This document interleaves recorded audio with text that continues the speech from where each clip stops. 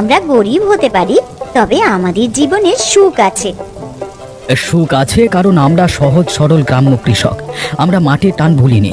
আমরা বেশি টাকার লোভে গ্রাম ছেড়ে শহরে চলে যেতে চাইনি। আমাদের পৈতৃক বা যা কর্ম সেই নিয়েই আমরা সুখে থেকেছি, তাই আমরা প্রকৃত সুখী জীবনে। কিছু মানুষ আছে যারা পরিশ্রম না করে জীবনে সফল হতে চায়, তারা কিন্তু আসলে জীবনে অসুখী হয়। দেখো, আমি একটা জিনিস বুঝি যে পরিশ্রম করে যাদের জীবন চালাতে হবে তাদের পরিশ্রম করাটাই উচিত। আমি ছোটবেলা থেকে আমার বাপ দাদাদের দেখে এসেছি, পরিশ্রম করে ঘাম ঝরিয়ে দু পয়সা রোজগার করত। আমিও সেই পথেই চলেছি, আর আমি কপাল করে তোমার মতো বউ পেয়েছি যে অল্পেতেই সুখী। দেখো, আমি তো তোমার থেকে কোনোদিনই বেশি কিছু চাইনি, তবে যতটা চেয়েছি সেটুকুনি হলো সততা। আর তোমার মতন সৎ মানুষকে পেয়ে সত্যিই আমি ধন্য। আজকালকার দিনে কোনো মানুষ আর মাটির টান ধরে রাখতে চায় না। তুমি যে আমার জন্য এই মাটির প্রতি ভালোবাসাকে সম্মান করো, সেজন্য আমিও ধন্য। গরিব হতে আমার কোনো আপত্তি নেই, তবে অসৎ পথে উপার্জন করার ধন নিয়ে অসুখী হতে আমি কোনো দিনও যাই না। যে টাকা রাতের ঘুম কেড়ে নেয় সেই টাকাকে আমি নিজেও ঘৃণা করি লতা। দেখবে, সোজা সরল পথে চলে একদিন আমাদের জয় হবেই।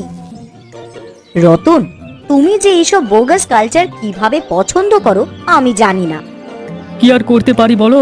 আমার বাবা মা যদি এই হদ্দ গ্রামে আমাকে জন্ম দেয়, আমার নিজেরই কি আর ভালো লাগে? এই মশা মাছি আর গোবরের জঙ্গল গ্রামকে ভালো লাগে না। সত্যি বাবা, এখানে বেশি দিন থাকলে তো ম্যালেরিয়া বা ডেঙ্গুতে মারা যেতে হবে। চারিদিকে যা সব পচা খাল। তবে একটা বিষয় মনে রেখো, আমাদের ব্যবসা করবার জন্য এই গ্রামই আদর্শ। কারণ এই গ্রামের মানুষেরা বোকা বানিয়ে লোকেদের মাথায় হাত বুলিয়ে আমি বড় লোক হয়ে যাব। তোমার এই বুদ্ধিটা খুব ভালো। তার কারণ হচ্ছে কদিন পরে ওরা এমনিতেই সব মরে ভূত হয়ে যাবে। এদের মাথায় হাত বুলিয়ে যদি আমরা দু পয়সা পিটে নিতে পারি, তাহলে তার থেকে সুখের আর কি হতে পারে? তবে চিন্তা করো না, তোমাকে থাকতে হবে না এখানে, আমিও থাকবো না। আমার একটা চেনা পরিচিত বন্ধু আছে খগেন, তাকে দিয়েই আমি সবটা পরিচালনা করাবো।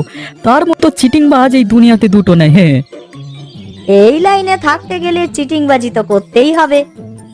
হ্যাঁ, তবে চিটিংবাজিটা যদি পকেট ভরানোর জন্য হয় তাহলে চিটিংবাজি করতে আমিও রাজি আছি। এই গ্রামকে একদিন খুব তাড়াতাড়ি আমি শপিং মল বানিয়ে দেবো, একটা বড়। ওহ বাবা, আর যাই হোক, তাতে অন্তত এই প্যাচ পেচে কাদা আর মশা মাছি দূর হবে। আর এই গ্রামের চাষিবাসী লোকেদেরকে কম টাকা মাইনে দিয়ে শপিং মল পরিষ্কার করবার কাজে লাগাবো। হ্যাঁ, আর বাইরে থেকে ম্যানেজার নিয়ে আসবো, এদেরকে দিয়ে বাথরুম পরিষ্কার করাবো। যত সব এদের মতন গন্ডমূর্খ লোকেরা ওই বাথরুম পরিষ্কার ছাড়া আর কি বা করতে পারে বলো তো? তুমি তাড়াতাড়ি তোমার প্ল্যানটাকে কাজ করো। আরে কাজ করা শুরু করে দিয়েছে, এবার শুধু সময়ের অপেক্ষা, ঠিক আছে? খগেন, তোমার সাথে ব্যাপারটা নিয়ে অনেকদিন ধরেই আলোচনা করব ভাবছিলাম, আজকে বলি ফেলি। তোমার যেহেতু গ্রামে থেকেও মানে আমার মতো টাকা কামানোর ইচ্ছে, তাই একমাত্র তুমিই হতে পারো আমার আসল সঙ্গী। ভাই, আমার অনেক বন্ধু থাকলেও একমাত্র তুমিই বুঝেছো আমার মনটা। গ্রামে জন্মালে আমার মাথায় অনেক বড় স্বপ্ন, মানে আমাকে অনেক দূর যেতে হবে, তার জন্য দরকার অনেক টাকা। সেই টাকা রোজগার করবার যদি তুমি উপায় আমাকে বলে দিতে পারো, তাহলে আমি যা খুশি তাই করতে পারি, যা খুশি তাই।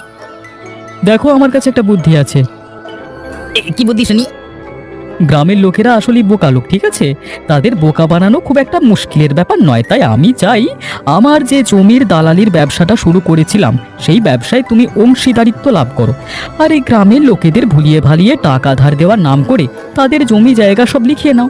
একে একে গ্রামের সবার জমি নিয়ে নাও, তারপর আমরা এখানে একটা খুব বড় শপিং মল বানাবো। হ্যাঁ, আরে বোকা গ্রামবাসীগুলোকে দিয়ে সেখানে বাথরুম পরিষ্কার করাবো। হ্যাঁ, তোমার বুদ্ধি শুনে তো আমার রক্ত চনমন করতে শুরু করেছে। তবে কবে থেকে শুরু করতে হবে এই কাজ? আমি তো খুব উত্তেজিত হয়ে পড়েছি। আমি তো সব পরিকল্পনা করে বসে রয়েছি। এবারে তুমি একটা বোকা লোক ধরে একবারে বলি দিয়ে দাও, তারপর আমাকে জানিও, কেমন? আমার হাতে একটা আছে, সেটাকে আমি বলি করার ব্যবস্থা করছি। তাহলে তাড়াতাড়ি সেটাকে জবাই করে আমাকে খবর দাও। তাহলে ধরে নাও আমাদের প্রথম কেস হাজির হয়ে গেছে তোমার সামনে। বেশ ভালো মাল বাগানো যাবে তো? যা বাগানো যাবে তাতে বাড়ি ঘর দৌড় আমাদের একেবারে হয়ে যাবে। ভাই খগেন, আমার বড় দুঃখ গো। আরে আমরা এক গ্রামের ছেলে, তুমি শুধু দুঃখ দুঃখ করো কেন বলো তো? তোমার দুঃখ আমাকে বলো, আমি তোমার সব দুঃখ দূর করে দেবো। বুঝতেই তো পারছো, আজকাল যা মূল্যবৃদ্ধির বাজার, তাতে শুধুমাত্র চাষবাস করে আর দিন চলে না। আমার বউটা ভালো মুখে কিছু বলে না, তবু আমার তো কিছু ইচ্ছে হয় ওর জন্য করার, কিন্তু করতে পারি না। কিছুই হাতে দুটো টাকা নেই বলে, মানে তুমি যদি কিছু টাকার ব্যবস্থা। দেখো, আমার শহরে একজন পরিচিত মানুষ আছে যে খুব কম টাকায় জমি বাড়ি বন্ধক দেয়। তুমি যদি তার কাছে তোমার জমি বাড়ি বন্ধক দাও, তাহলে তোমার হাতে কিছু টাকা চলে আসবে, আর সেই টাকা তুমি কয়েকদিনের মধ্যে শোধ করে দিতে পারবে।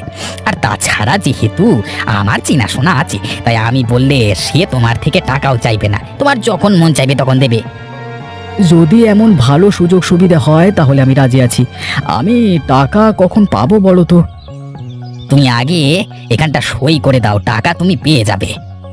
এই নাও ভাই, তোমাকে বিশ্বাস করে আমি সই করে দিলাম। বিশ্বাস যখন করেছো, তখন বিশ্বাসের অমর্যাদা হবে না। তুমি খুশি মনে বাড়ি ফিরে যাও, মনে করো তোমার সমস্ত সমস্যার সমাধান হয়ে গেছে। ঠিক আছে ভাই খগেন, তুমি যখন বলেছো তোমার উপর ভরসা করে আমি বাড়ি যাচ্ছি। আজকে বাড়ি গিয়ে ভালো মন্দ রান্না করে খেও, কারণ সারা জীবন আজকের দিনটার কথা তুমি ভুলতে পারবে না, কথা দিলাম। তোমার মতো উপকারী মানুষের কথা তো আমি কোনোদিন ভুলতে পারবো না গো। এই যে এটাই গোপালের বাড়ি। এই গোপাল বেটা, বাড়ি থেকে বেরোয় দেখ, পাওনাদার এসেছে তোর কাছ থেকে টাকা চাইতে। এই গোপাল, তোকে আমরা পুলিশে দেবো তো, কারণ তোরা আমার টাকা নিয়ে গায়েব করে দিয়েছিস তো। কিন্তু আমি তো যে টাকা নিয়েছি সে তো খুব কম টাকা, আর সে তো 2 বছর পরে দিয়ে দেওয়ার কথা ছিল।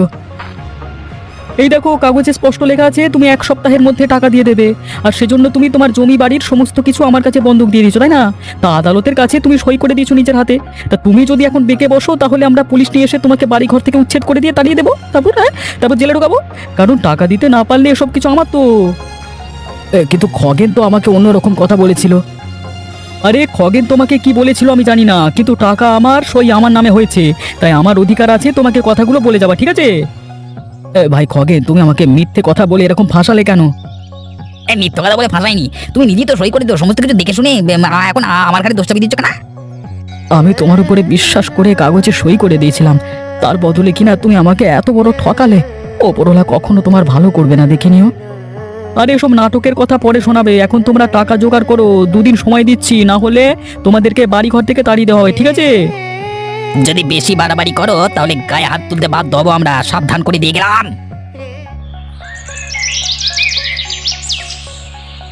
হায় গো লতা, আমাদের বড় সর্বনাশ হয়ে গেছে। তুমি সেদিন ঠিক বলেছিলে, আমরা যদি গরিবের মতো বাঁচতে চাইতাম তাহলে সুখী থাকতাম। আমার মাথায় কেন যে বড়লোক হওয়ার পরিকল্পনা আসলো, আমরা সেসব হারিয়ে ফেলেছি আমার নিজের একটা ছোট্ট ভুলে। কেন, কি হয়েছে? কিছু ভুল করে ফেলেছো তুমি? খগেন সেদিন আমাকে অল্প কিছু টাকা ধার দেওয়ার নাম করে আমার বাড়ি ঘর জমি সব লিখে নিয়ে গেছে, আর রতন নামের লোকটা মানে শহরের মস্তান গোছের, তাকে দিয়ে এসে আমাকে হুমকি দিয়ে গেছে, যদি 2 দিনের মধ্যে এই বাড়ি ঘর জমি খালি না করে দিই, তাহলে ওরা আমাদেরকে মেরে এখান থেকে তাড়িয়ে দিয়ে আমাদের সব পৈতৃক সম্পত্তি হাতিয়ে নেবে। এ কি বলছো তুমি? এ তো ভয়ানক ভুল হয়ে গেছে।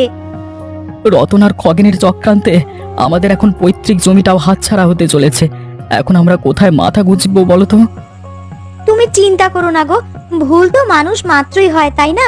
তুমি মানুষ, তাই তো ভুল করেছো। দেখবে একদিন সব ঠিক হয়ে যাবে। কিন্তু আমি যে নিজেকে ক্ষমা করতে পারছি না, লোভের বশে এত বড় ভুল করে ফেলবার জন্য। দেখো, ভুল যদি কিছু হয়ে গিয়েই থাকে, তাহলে প্রথমে আগে নিজেকে শান্ত করো, কারণ শান্ত যদি না করতে পারো তাহলে কোনো উপায় খুঁজে বার করতে পারবে না। তোমার কি এখনো মনে হয় আমাদের এখনো কিছু উপায় বার করা সম্ভব? অবশ্যই সম্ভব, শুধুমাত্র নিজের ওপরে ভরসা হারালে চলবে না, আর উপরওয়ালার উপরে আস্থা রাখতে হবে। ঠিক আছে, আমি সেটাই চেষ্টা করব। শোনো, ফাঁদে যে মাছ আটকেছে তাকে আর ছাড়লে চলবে না। তুমি ওর জমিটা হাতিয়ে নাও, তারপর দরকার হলে ওকে কিছু পয়সা দিয়ে কম দামে জমিটা কিনে নিয়ে শহরে গিয়ে 4 গুণ দামে বিক্রি করে আমরা সব টাকা ভাগাভাগি করে নেব। ইচ্ছে তো আছে 1 পয়সাও না দেওয়ার, তবু যদি শেষ পর্যন্ত বেঁকে বসে তাহলে অল্প কিছু টাকা হাতে ধরিয়ে দিতে হবে। হ্যাঁ সেটাই বলছি, যে করেই হোক জমিটা হাতিয়ে নাও আগে। তোমার শহরে লোক জানাশোনা আছে তো, যারা এই ধরনের কাজ করবার করে? আর এই কাজ কারবার করতে করতে আমার মাথার চুল পাকিয়ে ফেললাম। আর শহরে চেনা লোক থাকবে না? শহরে এরকম প্রচুর লোক আছে যারা জমি নিয়ে মিথ্যে দালালি করে, আজকে কোটি কোটি টাকা কামিয়ে বসে আছে। আমরাও খুব তাড়াতাড়ি তাদের দলে নাম লেখাতে চলেছি। আর সেই আনন্দেই আমার আজকাল রাতে ঘুম আসছে না। পরের ঘাড়ে কাঁঠাল ভেঙে বড় লোক হওয়ার থেকে ভালো উপায় কি আর আছে বলো? যেখানে আমি আর তুমি সঙ্গী হয়েছি সেখানে পরের ঘাড়ে কাঁঠাল ভাঙাটা তো খুব সাধারণ ব্যাপার। আমাদের লক্ষ্য পুরো গ্রাম এভাবেই আমরা হরপ করে নেব। একদিন ওই বোকাদের গ্রাম হবে আমাদের নিজেদের, আমরা নিজেদের স্বপ্ন সফল করব সেখানে। হ্যাঁ, আর ওই লোকগুলো পড়ে থাকবে আমাদের পায়ের নিচে।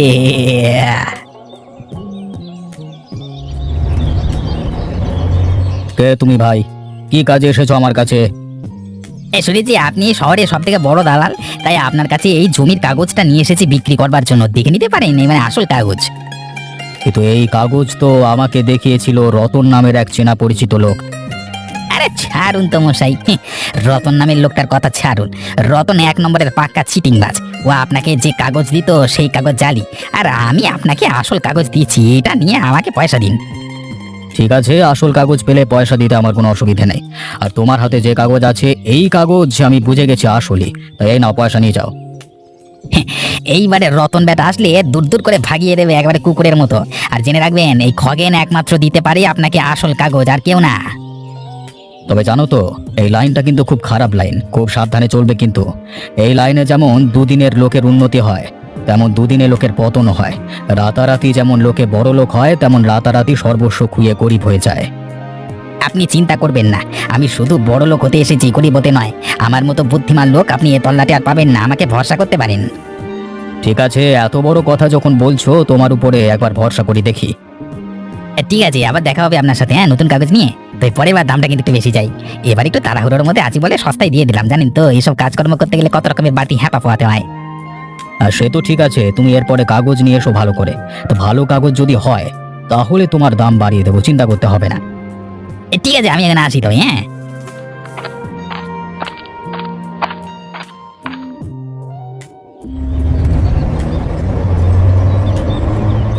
এই যে রতন, তোমার সাথে আমার কিছু কথা ছিল। কি কথা দাদা? আমার কাছে একটা লোক এসেছিল খগেন নামের। এতদিন ধরে এই লাইনে আছি তাই বুঝতে পারলাম দেখে যে লোকটা চিটিংবাজ। তোমার নামে খারাপ কথা বলে আমার কাছে এই একটা জমির কাগজ বিক্রি করে গেছে। যদিও কাগজটা আসল, তাই আমি ওকে টাকা দিয়েছি। কি বলেন? কি লোকটার নাম খগেন? কাগজটা একবার দেখাতে পারবেন আমাকে? হ্যাঁ, কাগজটা তো আমার ড্রয়ারই আছে, নাও দেখো। এটা তো আমার কাগজ। আমার সাথে ব্যবসা করতে এসে কিনা লোকটা আমাকে এইভাবে ঝোলালো। আমার থেকে লাইন বুঝে নিয়ে কিনা আমার পেছনে লাথ মেরে নিজের কাজ গুছিয়ে বেরিয়ে গেল। কেন, জমিটা কি তোমার নামে ছিল নাকি? হ্যাঁ, আমরা দুজনে মিলে জমিটাকে কবজা করেছিলাম, আর আমি ওকে এই ব্যবসার আটঘাট বুঝিয়েছি। বুঝলে তো, এই ব্যবসাতে কাউকে ভরসা করতে নেই। তুমি একটাই ভুল করেছো জীবনে, যে তুমি ওই শয়তান লোকটাকে ভরসা করেছো। আমি কিন্তু লোকটাকে দেখি বুঝেছিলাম শয়তান, তাই আজকে তোমাকে রাস্তা দিয়ে যেতে দেখে নিজে ডেকে সবকিছু বললাম। যাই হোক, এবার ভুল হয়ে গেছে, এরপর থেকে আর কখনো বিশ্বাস করবো না ওকে। আজ তো বুঝতে পারছি আমি প্রতারিত, তবে এই প্রতারণার শোধ আমি নেবই। তবেই আমার নাম রতন। একটা দুদিনের গ্রামের লোক এসে আমাকে ঠকিয়ে চলে যাবে, সেটা আমি কখনোই মেনে নিতে পারবো না। কথাটা আমি আপনার সামনে বলে গেলাম। কি হয়েছে গোপাল, তুমি এরকম ভাবে বিধ্বস্ত অবস্থায় আমার কাছে এসেছো কেন? বাবু, আপনি তো একসময় জমির অফিসে চাকরি করতেন, আমাকে বাঁচান বাবু, আমার বড় সর্বনাশ হয়ে গেছে। জমির বিষয়ে কোনো সমস্যা হলো নাকি তোমার আবার? গ্রামের খগেনকে বিশ্বাস করে আমি বড় ভুল করে ফেলেছি। ও আমাকে কিছু টাকার বিনিময়ে আমার জমির সব কাগজ নিয়ে শহরে একটা লোকের কাছে বেচে দিয়ে, আমি আজকে জানতে পেরেছি আমার ঘর বাড়ি দৌড় সব ওরা অধিকার করে নিয়েছে। ওই খগের লোকটা এরকম খারাপ? হ্যাঁ, দাঁড়াও তো, আমি সব কিছু ঘেটে দেখছি কোথাও কিছু গন্ডগোল আছে কিনা। দয়া করে আমাকে বাঁচান বাবু। আরে এই তো পেয়েছি। এই জমি তো কাউকে বেচা সম্ভব নয়, তুমি বেঁচে যাবে গোপাল। আমি তোমাকে বাঁচিয়ে নেব। গ্রামের মধ্যে সবাইকে ডেকে বিচারের আসন বসিয়ে ওই খগেন আর রতনের পর্দা ফাঁস করব। ওদের জোচ্চুরির কারবার আমি তুলে দেব। তোমার এত বড় যারা সর্বনাশ করবার চেষ্টা করছে, দরকার হলে তাদেরকে আমি পুলিশে দেব, জেলের ভাত খাওয়াবো। যে করি হোক আমাকে ন্যায় বিচার দিন, না হলে যে আমার শেষ সম্বল পৈতৃক ভিটেটা পর্যন্ত চলে গিয়ে আমার বউকে নিয়ে পথের ভিখিরি হতে হবে। আর চিন্তা করো না গোপাল, বললাম না সব কিছু ঠিক করে দেব আমি। আপনার পায়ে পড়ি বাবু, আপনি যদি এমন করতে পারেন তাহলে আপনার কেনা গোলাম হয়ে থাকবো সারা জীবন। আপনার ঋণ আমি কোনোদিন ভুলতে পারবো না। আরে সব ঠিক হয়ে যাবে, তুমি এখন শান্ত হয়ে বাড়ি যাও। ঠিক আছে, আপনি যখন ভরসা দিয়েছেন তখন আমি শান্ত হয়ে বাড়ি যাচ্ছি, আপনার উপর শেষ ভরসা রেখে। মধ্যে এই সভা ডাকা হয়েছে কারণ গ্রামের সব থেকে পুরনো কাগজ অনুযায়ী গোপালের যে জমি, সেই জমি খাস তালুকের জমি। সরকার নিজে ওই জমি গোপালের পূর্বপুরুষকে দান করেছিল, তাই ওই জমি কখনো বিক্রি করা সম্ভব নয়। সুতরাং এখান থেকে প্রমাণ হচ্ছে যে খগেন আর রতন গোপালের থেকে অল্প টাকার বিনিময়ে ঠকিয়ে জমির কাগজে সই করে বিক্রি করবার চেষ্টা করেছে। তবে সেই বিক্রি কখনোই সিদ্ধ হওয়া সম্ভব নয়। তাই খগেন আর রতনকে আমি পুলিশে দিচ্ছি, যাতে ওরা নিজেদের ভুল স্বীকার করে জেল খাটে। বাবু দোহাই আপনার, আমার কোনো ক্ষতি করবেন না, আমি শুধুমাত্র জমির ব্যবসা করতে চেয়েছি। কিন্তু খগের লোকটা গোপালকে ঠকানোর পরিকল্পনা করেছে, আর তাছাড়া জমি আমাকেও দেয়নি, আমাকে ঠকিয়ে এসে শহরে একটা বদমাইশ লোকের কাছে সবকিছু বিক্রি করে দিয়েছে। তোমার মুখে এত বড় বড় কথা মানায় না রতন। তুমি এই গ্রামে জন্মেও গ্রামের মানুষের সাথে এত বড় খারাপ কাজটা করতে পারলে। তুমি শিক্ষিত হয়ে এসেছিলে শহর থেকে, তাই তোমাকে নিয়ে আমি গর্ববোধ করতাম। কিন্তু এত বড় খারাপ কাজটা তুমি যখন করিয়ে ফেলেছো, তখন তোমাকে নিয়ে আমার আর কোনো গর্ব নেই। তুমি চুপ করে দাঁড়িয়ে থাকো। এ বাবু, আমার কাছে যা টাকা পয়সা আছে না, সব সব ফেরত দিয়ে দেবো। হ্যাঁ, মানে এই গোপালের পরিবারের মুখের দিকে তাকিয়ে আমি ফেরত দিয়ে দেবো। মানে আমার ভুলে গেছি, মানে শেষবারের মতো তোমাকে আমি ক্ষমা করে দিলাম। তোমার মুখের দিকে চেয়ে এবং বেশি করে তোমাদের পরিবারের মুখের দিকে চেয়ে। পরের বার হলে কিন্তু ক্ষমার কোনো আশা রাখবে না। ধন্যবাদ বাবু, আর কখনো এরকম খারাপ কাজ হবে না, আমি কোনোদিন জড়াবো না। আমিও নিজের ভুল বুঝতে পেরেছি বাবু, আমি আর কখনো এরকম খারাপ কাজ করবো না। তবে খগেন, তুমি তোমার সবকিছু নিয়ে এই গ্রাম থেকে চলে যাও। তোমার এই গ্রামে থাকবার আর জায়গা হবে না।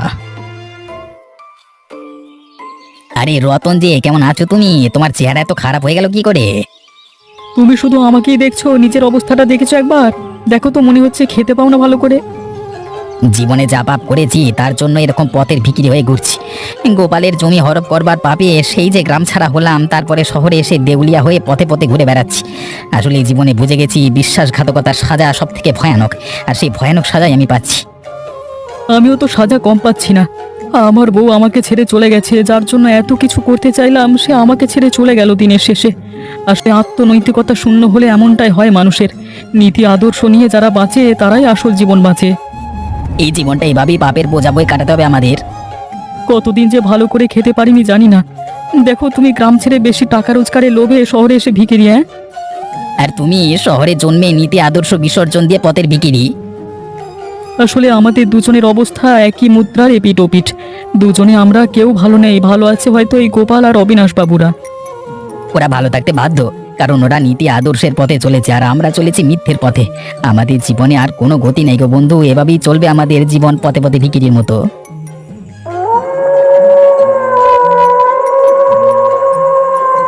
বলেছিলাম না, সব যুদ্ধের শেষে একদিন শান্তি আসবেই আমাদের জীবনে। দেখো, আজ আমরা জিতে গেছি, আর রতন আর খগেনের মতন লোকেরা পথের ভিখারি হয়ে রাস্তায় রাস্তায় ঘুরছে। এই গ্রামে জন্মেও যাকে এই গ্রাম থেকে চলে যেতে হলো শাস্তি পেয়ে, এর থেকে খারাপ আর কি হতে পারে? আমিও তো লোভ করেছিলাম বলেই শাস্তি পেতে হলো। একটা কথা মনে রাখতে হবে জীবনে, যে লোভে পাপ আর পাপে মৃত্যু।